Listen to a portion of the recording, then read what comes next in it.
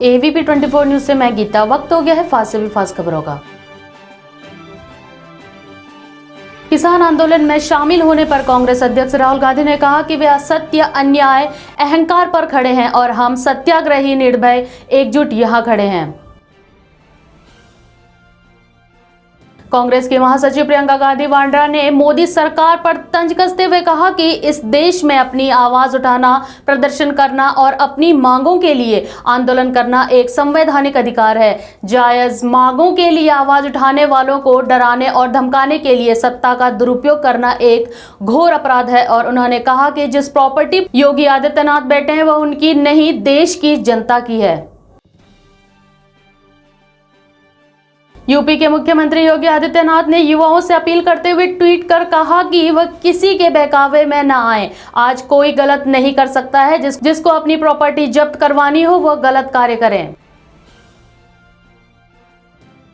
Baspa supremo Mayawati ने केंद्र सरकार पर तंज कसते हुए कहा कि भारत में ऑक्सीजन की कमी से कोरोना की दूसरी लहर में खासकर जो अफरा तफरी व मौतें आदि हुई तो उससे निपटने के लिए केंद्र सरकार की विदेश सहायता तक भी लेनी पड़ी। यह किसी से छिपा नहीं है। फिर भी ऑक्सीजन की कमी से मौतें नहीं होने का दावा करना अति दुर्भाग्य व अति दुखद है। बयानों से जनता में केंद्र के प्रति अविश्वास भी पैदा हो रहा है कि आगे कोरोना की तीसरी लहर अगर आए तो क्या होगा। उत्तर प्रदेश सरकार में नगर विकास राज्य मंत्री महेश गुप्ता ने भीष्म प्रतिज्ञा देने का दावा करते हुए कहा कि देश में जब तक कोरोना महामारी खत्म नहीं हो जाती वे अन्न ग्रहण नहीं करेंगे। भीम आर्मी के संस्थापक आजाद समाज पार्टी के अध्यक्ष चंद्रशेखर आजाद ने मौलाना सैफ से मुलाकात कर उन्हें बकरीद की बधाई दी। साथ ही मौलाना सैफ अब्बास ने चंद्रशेखर को उनकी पार्टी के स्थापना दिवस पर भी उन्हें बधाई दी। बता दें कि 30 मिनट की मुलाकात में चंद्रशेखर आजाद दलित मुस्लिम एकता को मजबूत करने और गरीबों व वंचित लोगों को उनका हक दिलाने के लिए जो कोशिश कर रहे हैं उसकी जानकारी देते हुए दुआ की अपील की।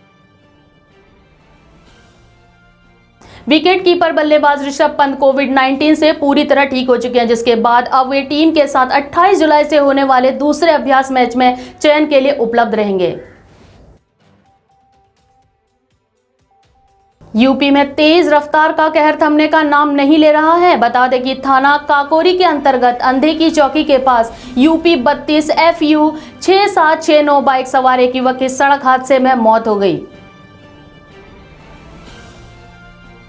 झारखंड के देवघर में इस बार राजकीय श्रावणी मेला के दौरान श्रद्धालुओं के लिए विश्व प्रसिद्ध बाबा वैद्यनाथ धाम मंदिर नहीं खोले जाएंगे। बता दें कि जिला प्रशासन द्वारा श्रद्धालुओं के लिए ऑनलाइन दर्शन कराने की व्यवस्था की जा रही है। हरियाणा के नारनौद में 4 करोड़ रुपए का गेहूं खराब होने पर सीएम ने 9 अधिकारियों से वसूली करने का आदेश दिया।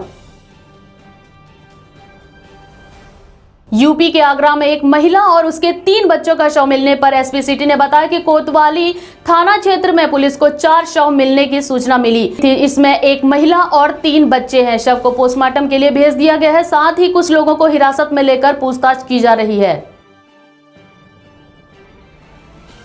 पश्चिम बंगाल के मुख्यमंत्री ममता बनर्जी ने मोदी पर तंज कसते हुए कहा कि वैक्सीन नहीं, दवा नहीं, ऑक्सीजन नहीं, कोविड-19 से मौत होने पर शवों को गंगा नदी में फेंक दिया जाता है। और प्रधानमंत्री नरेंद्र मोदी कहते हैं कि यूपी देश का सर्वश्रेष्ठ राज्य है। इन्हें शर्म नहीं आती है। मध्य प्रदेश के विदिशा में बारिश न होने की वजह से परेशान ग्रामीणों ने इंद्रदेव को खुश करने के लिए गांव के सरपंच को गधे पर बैठाकर पूरे गांव में घुमाया। ग्रामीणों के अनुसार ऐसा करने से भगवान खुश होते हैं और जल्दी बारिश हो जाती है। राजस्थान के बीकानेर में गुरुवार को लगातार दूसरे दिन भूकंप के झटके महसूस किए गए। राष्ट्रीय भूकंप विज्ञान केंद्र ने बताया कि भूकंप सुबह 7:42 पर आया और रिएक्टर स्केल पर इसकी तीव्रता 4.8 मापी गई। मुंबई में किंग सर्कल रेलवे ब्रिज के नीचे एक कंटेनर ट्रक के फंस जाने से भारी जाम लग गया, जिसके चलते जाम में फंसे लोगों को भारी मुश्किलों का सामना करना पड़ा। मुंबई में मंगलवार को 2 ट्रैफिक पुलिस कांस्टेबल एक सड़क के गड्ढे भरते नजर आए। इस पर एक अधिकारी ने कहा कि हमने बीएमसी को कहा था कि अगर वो इसे ठीक नहीं करेंगे तो मजबूरन हमें करना पड़ेगा। बीजेपी सांसद सुब्रमण्यम स्वामी ने कर्नाटक सरकार में नेतृत्व परिवर्तन की खबरों के बीच कहा कि बीएस येदियुरप्पा ही थे जो सबसे पहले कर्नाटक में बीजेपी को सत्ता में लाए थे। कुछ लोगों ने उन्हें हटाने की साजिश रची क्योंकि वे चमचा नहीं हो सकते। कोरोना की दूसरी लहर में हजारों लोगों के लिए सड़क किनारे ऑक्सीजन मुहैया कराने वाले गुरुद्वारा अब सरकार के उस बयान पर हैरान है जिसमें कहा गया है कि ऑक्सीजन की कमी से कोई मौत नहीं हुई है।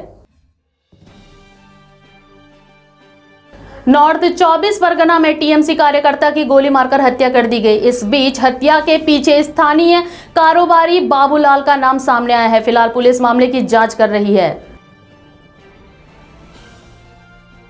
जम्मू कश्मीर के उपराज्यपाल के अनुसार जम्मू कश्मीर डेमिसाइल सर्टिफिकेट रखने वाले व्यक्ति से शादी करने वाली महिला या पुरुष को भी डेमिसाइल का पात्र माना जाएगा, जिसके तहत ये लोग भी जम्मू कश्मीर में सरकारी नौकरी हासिल करने के पात्र होंगे।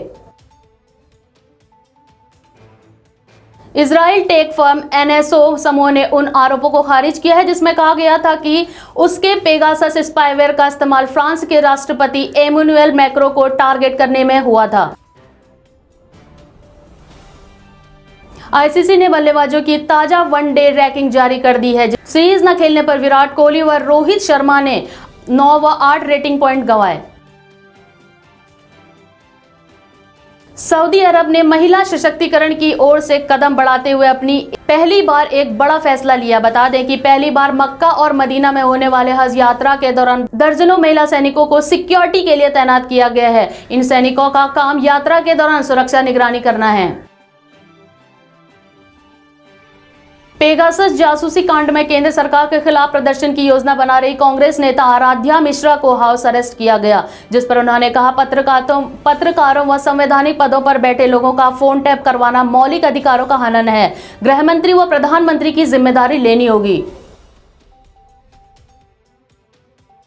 कोविड-19 के खतरे को देखते हुए शुक्रवार को होने वाले ओलंपिक खेलों के उद्घाटन समारोह में भारतीय खिलाड़ियों की भागीदारी कम से कम रखी गई है। बता दें कि दल से सिर्फ 6 अधिकारियों को ही इसमें हिस्सा लेने की स्वीकृति मिली है।